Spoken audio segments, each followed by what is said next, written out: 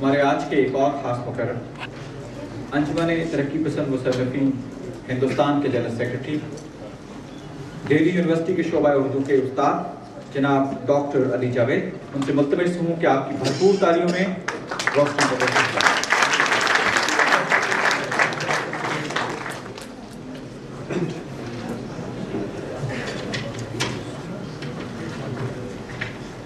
جناب صدر محترم آئی رحمان صاحب، پروفیسر نظام الدین صاحب، تش مرزا صاحب، راحت سعید صاحب، مسرور جاوید صاحب، علی ہاشمی صاحب، شبیر شاہ صاحب اور عبدالرشید صاحب، بزرگوں اور دوستوں، شبیر شاہ صاحب کا حکم یہ ہے، پہلے تو میں یہ عرض کر دوں کہ مقالہ لکھ کر کے لے آیا تھا اور ٹائپ شدہ 15 صفحات پر مشتمل ہے، لیکن شبیر صاحب نے یہ حکم دیا کہ میں اب تک ہندوستان میں فیض صدی تقریبات کے تعلق سے جو کچھ ہوا ہے اور فیض کی معنویت پر گفتگو کروں، خصوصاً اپنے طالب علموں، نوجوان دوستوں سے مخاطب ہو کر کے کچھ باتیں آپ تک پہنچانے کی کوشش کروں۔ اس سے پہلے میں یہ عرض کر دوں کہ فیض صدی تقریبات کا سلسلہ ہندوستان میں ہم نے 25 فروری 2011 کو، جو دلی کا ایک بہت مشہور ہال ہے وگیان بھون، وہاں سے شروعات کی تھی، جس کا افتتاح ہماری صدر جمہوریہ محترمہ پرتیبھا پاٹل نے کیا تھا۔ اس میں صدر جمہوریہ نے اس بات پر کئی مرتبہ زور دیا کہ فیض جو ہیں وہ صرف پاکستان کے شاعر نہیں ہیں، بلکہ فیض جتنا پاکستان کے ہیں اتنے ہی ہندوستانی عوام کے اور دنیا کے مختلف حصوں میں ان لوگوں کے بھی شاعر ہیں جو امن کے لیے، جو انصاف کے لیے لڑ رہے ہیں اور ایک روشن مستقبل کا خواب دیکھ رہے ہیں۔ میں یہ بھی عرض کرنا چاہوں گا اور خصوصاً پروفیسر نظام الدین صاحب سے کہ آپ کو ہم نے زحمت دی تھی، آپ ہندوستان تشریف لے آئے، آپ کی قیادت میں ایک بڑا ڈیلیگیشن وہاں پہنچا اور ہم آپ کی وہ خاطر نہیں کر سکے، اور یہاں جب میں حاضر ہوا ہوں آپ کی خدمت میں تو آپ نے اور بھی زیادہ شرمندہ کر دیا کہ ہمیں کسی طرح کی کوئی تکلیف نہیں ہوئی، اور جس طرح سے مہمان نوازی ہمیں یہاں نصیب ہوئی ہم اس کے مستحق نہیں۔ اور یہ بھی میں عرض کرتا چلوں کہ آئندہ بھی ہم اس طرح کے جو پروگرام کریں گے ہندوستان میں اس بات کا وعدہ نہیں کرتا کہ آپ کو وہی جو ہے ساری سہولتیں مہیا کروا پاؤں گا، اسی طرح سے آپ کی مہمان نوازی کر پاؤں گا جو آپ نے ہمیں جو شرف بخشا ہے۔ دوستو، فیض پر بات کرتے ہوئے بنیادی چیز یہ ہے کہ فیض کا 100 سالہ جشن جب ہم منا رہے ہیں تو کیوں؟ آج جو ہے ضرورت کیا ہے، فیض کی معنویت کیا ہے، اور اگر ہم یوں ہی تفریحاً ان کا جشن منا رہے ہیں تو میرے خیال سے ہم اپنے گھر میں بیٹھ کر کے منا لیں، اتنے بڑے مجمع کو اور اتنے بہت سارے پڑھے لکھے لوگوں اور دانشوروں کو زحمت دینے کی کیا ضرورت ہے۔ اور اسی لیے جو ہے آج پورا ہمارا سماج، صرف ہندوستان پاکستان یہ سب کانٹیننٹ نہیں بلکہ ساری دنیا کے منظر نامے پر آپ نظر ڈالیے، ہم جس دور سے گزر رہے ہیں، جن مسائل کا سامنا کر رہے ہیں، تو کیا ہمیں فیض کہیں نہ کہیں حوصلہ دیتا ہے کہ نہیں دیتا ہے؟ روشنی ملتی ہے فیض کی شاعری سے کہ نہیں ملتی؟ اور ہمارے دوست عمران بھنڈر نے جس بات کی طرف اشارہ کیا کہ کیا شاعری میں اتنی طاقت ہے کہ وہ سماج میں تبدیلی لا سکے، سماج کو جو ہے ایک بہتر نظام کی بنیاد رکھ سکے؟ تو میں صرف اتنا اشارہ کروں گا، میں ایک بہت ہی معمولی اردو ادب کا طالب علم ہوں، میں فلسفی نہیں ہوں، تھوڑا بہت अदब उर्दू के ताल्लुक़ से पढ़ने का मौका मिला है। मैं आलमी अदब पर भी मेरी उतनी नज़र नहीं है जितनी आपकी है, लेकिन ये ज़रूर मैं कह सकता हूँ कि दुनिया में बड़े बड़े इनकलाबों की बुनियाद अगर बनी है तो चाहे वो फ्रेंच रिवॉल्यूशन हो, चाहे हमारे मुल्क की आज़ादी की तहरीक हो, उसमें अदब ने जिस तरह का नुमायाँ रोल अदा किया है उसको हम कैसे नज़रअंदाज कर सकते हैं। मैं चाहूँगा कि हम आप बैठें और इन बातों पर गौर करें, इसलिए भी गौर करें कि आप देखिए कि 1857, जहाँ तक सियासत की बात है और ये कि चीज़ों को पॉलिटिसाइज ना किया जाए, तो चीज़ों को पॉलिटिसाइज किए बगैर हम कैसे सरवाइव कर सकते हैं, इस पर भी गौर करने की ज़रूरत है। और ये शेर जो है, जो 1857 में सिराजुद्दौला की शहादत पर राजा राम नारायण मौजू, जो जब उनको ये खबर मिली कि सिराजुद्दौला को शहीद कर दिया गया, तो वो परेशान अपने कपड़े फाड़ करके और पटना शहर की सड़कों पर जो है मजनून की कैफियत तारी हो गई, जुनून की कैफियत तारी हो गई और इधर उधर भागते थे और ये शेर पढ़ते थे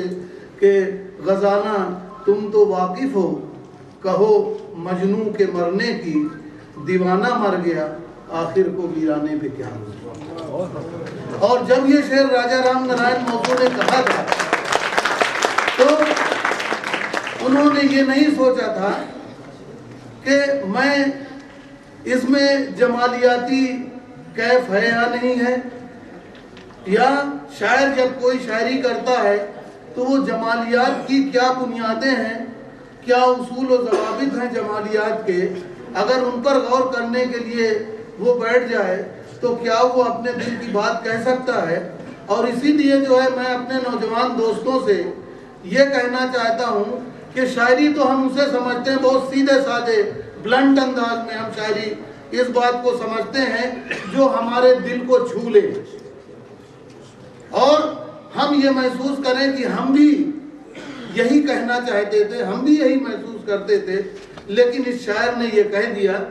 हम नहीं कह पाए। और इसीलिए जो उस शायर का वो जो कलाम है, उसके वो जो शेर हैं, वो जो है हमारे दिल को छूते हैं और हम इसीलिए उसके कलाम को दोहराते हैं और इसीलिए जो है दिल से जो बात निकलती है असर रखती है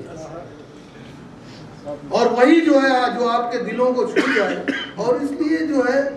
बड़े बड़े जो, जब हम फैज़ अहमद फैज़ की जो सदी मना रहे हैं, राज सईद साहब ने जो इशारा किया फैज़ अहमद फैज़ की सदी के साथ साथ दोस्तों मैं ये भी अर्ज करना चाहूँगा कि हिंदुस्तान में 4 बड़े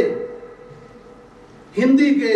अदीब और शायर जो फैज़ के साथियों में से थे, तरक्की पसंद अदबी तहरीक का हिस्सा थे। शायद आपने सुना हो बाबा नागार्जुन, केदारनाथ अग्रवाल, शमशेर बहादुर सिंह, ये लोग तरक्की पसंद अदबी तहरीक से जुड़े हुए थे और फैज़ की जो नज़्म है वो कुत्ते आपके सामने है। बाबा नागार्जुन ने भी इसी तरह की नज़में कही थी, जिसके एक नमूने के तौर पे जो कुछ उसकी लाइनें मैं आपकी खिदमत में पेश करना चाहूँगा उनकी कविता की। कहता है कि बहुत दिनों तक चूल्हा रोया चक्की रही उदास, बहुत दिनों तक चूल्हा रोया चक्की रही उदास, बहुत दिनों तक कानी कुतिया सोई उनके पास, बहुत दिनों तक रही भीत पर छिपकलियों की गश्त। हिंदी में भीत जो है दीवार को कहते हैं। बहुत दिनों तक रही भीत पर छिपकलियों की गश्त, बहुत दिनों तक चूहों की भी हालत रही शिकस्त। दाना आया घर के अंदर कई दिनों के बाद, धुआं उठा आंगन के अंदर कई दिनों के बाद, कौवे ने खुजलाई पांखें कई दिनों के बाद। यहाँ इसी नागार्जुन ने इमरजेंसी के ज़माने में जब लोगों के इजहार के सारे रास्ते बंद कर दिए गए थे, तो नागार्जुन ने उसी इमरजेंसी के दिनों में ये कहा था कि इंदिरा तुम तो काले धन की बैसाखी पे खड़ी हुई हो और सुन रही गिन रही सुन रही हिटलर के घोड़े की एक एक टाप को, इंदू जी क्या हुआ। اور اس کے بعد جو ان کو پکڑ کر کے 19 مہینے کے لیے جیل بھیج دیا گیا تھا، جب تک ایمرجنسی تھی تب تک نہ آزادی دو۔ ہم ان شاعروں کو بھی سیلیبریٹ کر رہے ہیں جو ہندی کے ایسے نامور شعراء ہیں، لیکن میں یہ عرض کر دوں کہ سب سے زیادہ سیلیبریٹ جو ہو رہا ہے وہ فیض ہو رہا ہے ہندوستان میں بھی، اور مکمل فیض جو ہے علی مدی صاحب بیٹھے ہوئے ہیں، یہ گواہی دیں گے اس بات کی کہ مکمل فیض جو ہے اردو میں ابھی تک نہیں چھپ پایا ہے، ہندی میں جو ہے وہ سارے سخن ہمارے کے نام سے راج کمل والوں نے ہندی میں وہ چھاپ دیا ہے، وہ اویلیبل ہے، جس میں پورا فیض ہے۔ اس میں یہ نہیں ہے کہ سارے وادی سینا کی کچھ نظموں کو حذف کر دیا گیا، کچھ لائنیں نکال دی گئیں، یا اپنے عقائد کے تحت جو ہے کچھ لائنیں جو ہیں یہاں سے جو مجموعہ چھپا ہے جس میں یہ کہ اٹھے گا انا الحق کا نعرہ، جو میں بھی ہوں اور تم بھی ہو، وہ نکال دیا گیا۔ اور اس طرح کی چیزیں جو ہم اردو والے اکثر کرتے رہتے ہیں، ہمیں اپنے اوپر ہمیں کیا اختیار ہے کہ ہم فیض کو جو ہے ایڈٹ کرنے کے لیے بیٹھ جائیں۔ جو نہیں اچھا لگتا، فیض اچھا نہیں لگتا، مت پڑھو، پھر تو رتی کی ٹوکری میں ڈال دو۔ کون کہتا ہے کہ فیض کو پڑھنے کی ضرورت ہے؟ جنہیں اچھا لگتا ہے انہیں تو پڑھنے دو، جو فیض سے جو انسپریشن لینا چاہتے ہیں، جو فیض سے حوصلہ لینا چاہتے ہیں، تحریک حاصل کرنا چاہتے ہیں، تمہیں اس بات کا کس نے حق دیا ہے کہ اس فیض کو ایڈٹ کر کے جو ہے ان تک جو ہے پہنچنے سے روکنے کی کوشش کرو؟ اور اسی لیے جو ہے میں جب شاعری کی بات کرتا ہوں، ابھی جو ہے میں جس طرح سے ذکر کر رہا تھا کہ جو چیز دل کو چھوتی ہے اور کس طرح سے دل کو چھوتی ہے، شاعر جو ہے کسی ایک منصوبہ بند طریقے سے جو ہے وہ یہ نہیں سوچتا کہ اب فلاں جو ہے منصوبے کے تحت ہمیں یہ شاعری کرنی ہے، بلکہ شاعری تو جو ہے وہ پھوٹتی ہے، دل سے نکلتی ہے۔ اور اسی لیے جو میں آپ کو مثال دوں کہ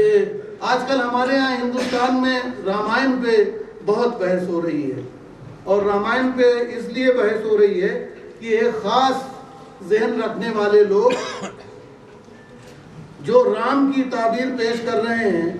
رامائن کے بارے میں، یہ ہے کہ اس کی بہت سارے ورژنز ہیں، اور ان ورژنز میں جو ایک ورژن یہ بھی ہے جو بدھسٹ جاتک ہے، وہ یہ کہتا ہے کہ رام اور سیتا جو ہے بہن بھائی تھے۔ ایک جاتک یہ کہتا ہے کہ سیتا جو ہے وہ راون کی بیٹی تھی، اور راون کو کسی رشی نے کہا کہ یہی تمہاری موت کا سامان بن کر کے آئے گی، تو اس کو جو ہے ایک بکسے میں رکھ کر کے اور بہا دیا تھا، جو بہتا بہتا جو ہے وہ پہنچا جنک کے وہاں جنک پوری، اور پھر انہوں نے جو ہے اس کو پالا اپنی بیٹی کی طرح راجہ جنک نے۔ اب آپ ذرا ان تمام جو ہے فوک پہ غور کیجئے، حضرت موسیٰ کے ساتھ بھی یہی فوک جڑا ہوا ہے، تو ان تمام چیزوں پر غور کر میں یہ عرض کر رہا تھا کہ سب سے مشہور جو قبل مسیح رامائن لکھی گئی سنسکرت میں وہ والمیکی ہے، اور والمیکی کی رامائن سنسکرت میں ہے۔ والمیکی کے بارے میں یہ کہتے ہیں کہ وہ ایک بڑا خطرناک قسم کا ڈاکو تھا، جنگلوں میں جو ہے جب قافلے جاتے تھے، لوگ جاتے تھے تو ان کو لوٹ لیتا تھا، مار دیتا تھا۔ ایک دن جو ہے وہ اس نے دیکھا، جنگل سے گزر رہا تھا تو دو خوبصورت پرندے پیڑ کی ڈال پہ بیٹھے ہوئے تھے، چونچ لڑا رہے تھے، آپس میں ایک دوسرے کو پیار کر رہے تھے۔ ادھر سے ایک صیاد آیا، بحیریہ آیا، اور اس صیاد نے چلے کمان میں تیر چڑھایا اور دونوں پرندوں میں سے ایک پرندے کو مار دیا۔ ایک پرندہ جب زخمی ہو کر کے زمین پر گرا اور تڑپنے لگا تو اس کا اثر والمیکی پر یہ ہوا کہ والمیکی اس پرندے کو تڑپتا ہوا دیکھ کر بے چین ہو گئے، اور بے چین ہو کر کے جو ہے بد دعا کی اس صیاد کے لیے، بحیریے کے لیے، اور کہا کہ اے صیاد، تو نے ان پیار کرتے ہوئے پرندوں کے جوڑوں میں سے ایک کو جس طرح سے زخمی کر دیا ہے، اور جس طرح سے یہ پرندے کو جو تو نے تڑپتا ہوا چھوڑ دیا ہے، زندگی بھر تجھے چین نہیں ملے۔ اور وہی رتناکر ڈاکو جو ہے ایک شاعر کی شکل میں تبدیل ہو جاتا ہے، اور اتنا بڑا کلاسک جو ہے وہ دنیا کو دیتا ہے رامائن کی حیثیت سے آج بھی جو ہے. اور دیکھیے آپ والمیکی کا رامائن پڑھیے تو والمیکی کے رامائن میں رام کو جو ہے بھگوان بنا کر کے نہیں پیش کیا گیا. اس والمیکی کے رامائن میں جو ہے وہ ایک انسان کی حیثیت سے جو ہے اس کو پیش کر کے بعد میں جو ہے تلسی نے اس کو ایک بھگوان کی شکل دی. اور وہ تلسی بھی جو ہے یہ کہنے کا مقصد نہیں کہ تلسی نے اسے بھگوان بنا دیا تو تلسی جو ہے کہیں سے متعصب ہو گیا, بلکہ تلسی کی بھی جو ہے وہی روایت ہے. اس پرانی کوئی بھی شاعر جو ہے متعصب تو ہو ہی نہیں سکتا. اگر وہ متعصب ہو گیا, اگر لوگوں کو مذہبی اور نسل کی بنیادوں پر اس نے تقسیم کرنا شروع کر دیا تو شاعر رہ ہی نہیں جائے گا. لیکن مولانا روم نے جو ہے جو بات کہی تھی کہ تو برائے فصل کردہ نام دی نہ برائے فصل کردہ نام دی, ان لوگوں کو جو ہے جوڑنے کے لیے آیا ہے, فاصلہ پیدا کرنے کے لیے نہیں آیا ہے. اور اسی لیے جو ہے وہ زمانہ ہے تلسی کا, اکبر کا زمانہ ہے. اور عبد الرحیم خانہ آپ جانتے ہیں کہ اکبر کے 9 رتنوں میں سے تھے, تلسی کے دوست تھے. تلسی کے پاس گئے اور ان سے کہا کہ کیا ادھر ادھر فقیروں کی طرح بھٹکتے رہتے ہو, چلو میں اکبر سے سفارش کروں گا, دربار میں جو ہے بیٹھ کر کے آرام سے شاعری کرو, بھیک مانگتے رہتے ہو تمام ہاتھ پھیلا کر کے. تو تلسی نے یہ جواب دیا تھا کہ مانگ کے کھائی مسجد میں سوئی. اودھی میں مانگ کے کھائی مسجد میں سوئی, مانگ کے کھا لوں گا, سونے کی جگہ نہیں ملے گی تو مسجد میں جا کے سو جاؤں. لیوے کا ایک نہ دیوے کا دوئی, سنتن کو کا چاکری سے کام. اور وہ تلسی جو ہے وہی تلسی جو ہمارے ہاں دیکھیے کتنا جو ہے شدت پسندی اور آڈوانی کا رتھ نکلا, اس رتھ یاترا میں جو ہے کتنے لوگ مارے گئے, کتنے لوگوں کی جانیں گئیں. ظاہر ہے جس میں ہندو مسلمان سبھی تھے, یہ الگ بات ہے کہ مسلمان زیادہ اس تشدد کا شکار ہوئے. لیکن اسی تلسی نے یہ بھی کہا تھا راوڑ رتھی ورت رگھویرا. جب رام اور راون کی لڑائی ہوئی تھی تو اس کا بیان کرتے ہوئے کہتے ہیں کہ رام اپنے چاہنے والوں کی فوج لے کر کے پیدل گیا تھا, رام کے پاس تو کچھ نہیں تھا, تو جو بھی رام کے ساتھ تھے وہ پیدل گئے تھے. اور ورت رگھویرا, وہ ورت تھے, ان کے پاس رتھ نہیں تھا. اور راون رتھی تھا, راون جو ہے وہ رتھ پر بیٹھ کر کے آیا تھا, اس کے پاس رتھ تھا اور سارے جتنے لیٹسٹ ہتھیار تھے وہ لے کر کے جو ہے رام سے لڑنے کے لیے آیا تھا. اور ظاہر ہے دیکھیے وہ ساری روایات جو ہے وہ چلی آ رہی ہیں کہ ہم اسلامی تاریخ میں بھی دیکھتے ہیں کہ یزید کے پاس کتنی بڑی فوج تھی اور حسین تو جو ایک چند لوگوں کو لے کر کے وہی ہوا نا کہ بے خطر کود پڑا آتش نمرود میں عشق عقل ہے محو تماشائے لب مار. تو یہی جو ہے اگر ہم اس سے جو ہے جماعتیاتی احساس کا ہمیں احساس نہیں ہوتا ہے. اور نہ صرف یہ کہ بلکہ جو نعرے ہیں وہ نعرے جو ہے آپ دیکھیے کہ آپ نے یہ صحیح کہا کہ طبقاتی شاعر تھے فیض احمد فیض, لیکن کیا طبقاتی شاعر جو ہے وہ آفاقیت اس میں نہیں ہو سکتی ہے؟ طبقاتی شاعر کیوں؟ طبقاتی شاعر اس حیثیت سے کہ ایک وہ سیکشن سوسائٹی کا جس کے لیے کارل مارکس نے تو بہت وضاحت کے ساتھ کہہ دیا تھا کہ the history of all other two existing societies has been the history of class struggle. دو حصوں میں دنیا بٹی ہوئی ہے, ایک وہ جن کا استحصال ہو رہا ہے اور ایک کلاس وہ جو استحصال کر رہا ہے. اور جب دو حصوں میں پورا سماج بٹا ہوا ہے تو یہ آپ کو طے کرنا ہے کہ آپ استحصال کرنے والوں کے ساتھ ہیں یا ان لوگوں کے ساتھ ہیں جو اپنے حقوق کی لڑائی لڑ رہے ہیں, جو ظلم و جبر کا مقابلہ کر رہے ہیں, جو ایک بہتر مستقبل کا خواب دیکھ رہے ہیں. اور اسی لیے جو ہے شروع ہی میں 1936 میں سجاد ظہیر اور فیض احمد فیض اور ملک راج آنند ان سب نے جو ہے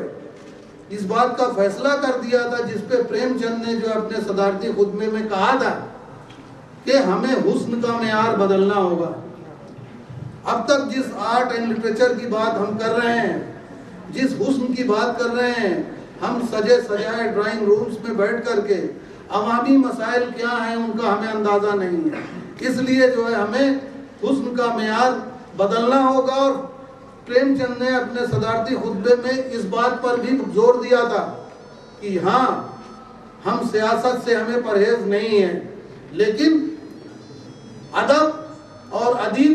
सियासत का पिछलग्गू नहीं बनेगा, बल्कि सियासत के लिए मशाले राह का काम करेगा। और इसीलिए जो है आप पूरी हमारी आज़ादी की लड़ाई पर गौर कीजिए।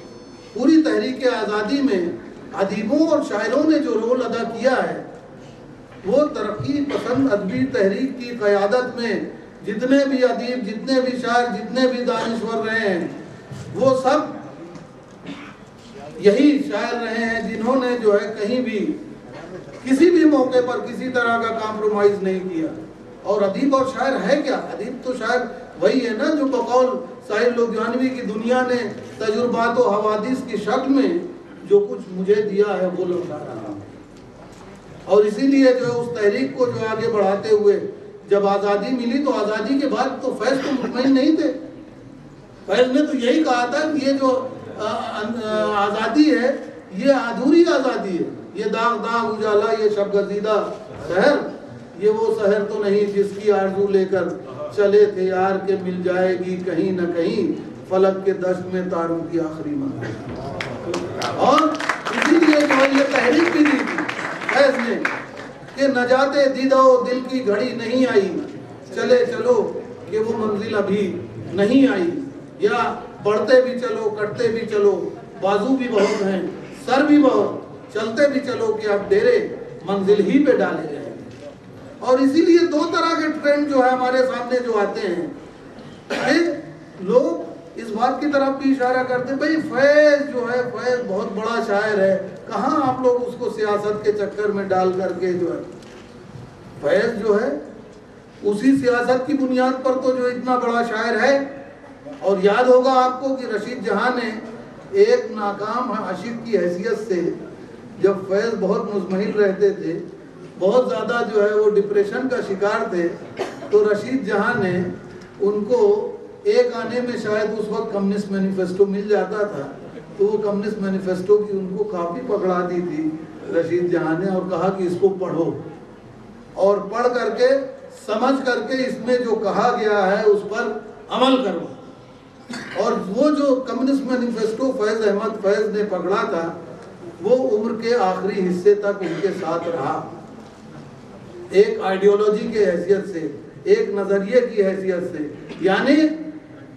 फैज़ की पूरी जिंदगी सामने रखिए तो फिक्र व अमल में किसी तरह का कोई तजाद आपको नजर नहीं आएगा फैज़ के यहाँ। तो इसलिए जो है हम कैसे कह सकते हैं कि फैज़ को जो है पॉलिटिसाइज मत कीजिए। फैज़ तो ये भी कहता है ना कि लौट जाती है उधर को भी नजर क्या कीजिए, अब भी दिलकश है तेरा हुस्न मगर क्या कीजिए, और भी दुख है जमाने में मोहब्बत के सिवा, राहतें और भी हैं वस्ल की राहत के सिवा। और इसीलिए देखिए कि फैज़ के यहाँ जो है कहीं मैं नहीं है, फैज़ के यहाँ आपको कहीं मैं नहीं मिलेगा, हम हैं पूरे जो है उसको चलो तो सारे जमाने को साथ लेके चलो। वो जो जज्बा है, उस जज्बे के तहत जब सारी दुनिया के गम को अपने अंदर समो लिया, तो उस फैज़ को जो है हम आज याद करने के लिए आए हैं। और फैज़ तो वो फैज़ है ना जो ये भी कहता है, अल्लाह ऐलान इस बात का वो कहता है कि हम शेख न लीडर न मुसाहिब न सहाफ़ी,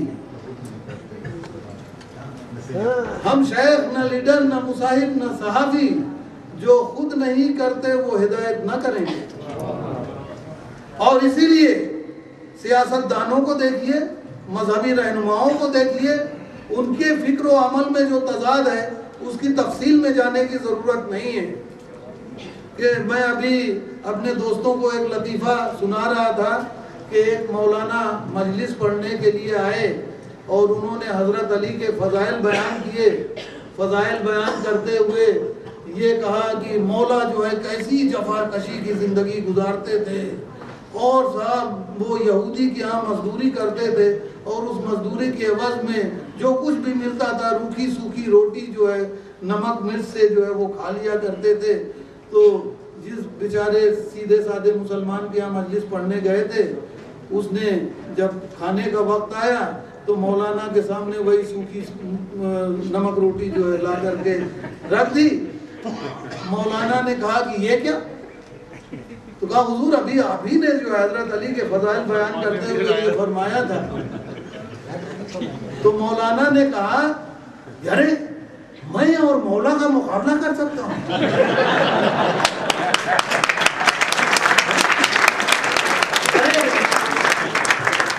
دیکھو میرے لیے تو بھورے پر کی مرغی جو ہے میں کیسے مولا کا مقابلہ. اور یہی جو ہے سیاست دانوں کا ہے. لیکن فیض کے فکر و عمل میں کسی طرح کا تضاد اگر آپ کو ملا ہو ان کی پوری زندگی میں تو آپ بتائیں. یہ وہی فیض ہے جب 78 میں جلا وطنی کی زندگی گزارتے ہوئے بیروت میں جو ہے جب فیض بیٹھے ہوئے ہیں لوٹا سے ڈر کر رہے ہیں, اس وقت زائنسٹ اسرائیلیوں کا حملہ ہوتا ہے اس ہیڈ کوارٹر پر جہاں یاسر عرفات بھی ٹھہرے ہوئے ہیں, اور اس حملے میں جو ہے کتنا نقصان پہنچا. یاسر عرفات نے جو ہے فیض سے کہا کہ آپ کی جان کو خطرہ ہے, آپ بیروت چھوڑ کر کے چلے جائیے. فیض نے کہا کہ میری جان کو خطرہ ہے لیکن یہاں لاکھوں فلسطینیوں کی جانوں کو بھی خطرہ ہے, میں ان کو کیسے چھوڑ کر کے چلا جاؤں. فیض نہیں گئے, ڈٹے رہے. یہ فیض احمد فیض ہے. اگر وہ کمٹمنٹ نہ ہو, اگر عمل اور نظریے میں جو ہے تضاد ہوتا تو فیض تو چھوڑ کر کے بھاگ آتے, ڈٹے رہے وہاں. اور اسی لیے جو ہے فیض کو ری ڈیفائن کرنے کی ضرورت نہیں ہے, فیض کو جو ہے پھر سے ڈسکور کرنے کی ضرورت ہے, جسے ہندی میں بڑا اچھا جملہ ہے آپ لوگ نہیں سمجھ پائیں, کہیں گے آتمسات کرنے کی ضرورت ہے. اس کو ہم اپنے اندر جو ہے وہ محسوس کرنے کی ضرورت ہے. اور اسی لیے جو ہے ہم فیض کو آج یاد کرنے کے لیے آئے ہیں. اور یہی جو جذبہ ہے وہ جذبہ جو ہے فیض نہ صرف یہ کہ زمان و مکان کی بندشوں کو توڑتے ہوئے آگے بڑھتا ہے, جہاں زبان کوئی اہمیت نہیں رکھتی, سرحدیں کوئی اہمیت نہیں رکھتی ہیں, مذاہب کوئی اہمیت نہیں رکھتے ہیں. فیض ان تمام دبے کچلے انسانوں کی آواز بن کر کے سامنے ابھرتے ہیں. اور اسی لیے جو ہے پورے ہندوستان میں جتنے فنکشنز ہوئے ہیں, جتنے جلسے ہوئے ہیں, میں یقین سے کہتا ہوں راحت صاحب کی اتنے پاکستان میں نہیں ہوئے. اس لیے ہم جو ہے جب اپنے فلسفے کی بات کرتے ہیں اور جب فلسفوں کی بات کرتے ہوئے ہم یہ کہتے ہیں کہ ہمیں فلسفہ مغرب سے جو ہے ہمیں ملا, تو 5000 سال پہلے ہماری ہندوستانی تہذیب کا جو فلسفہ ہے, ظاہر ہے ہم تو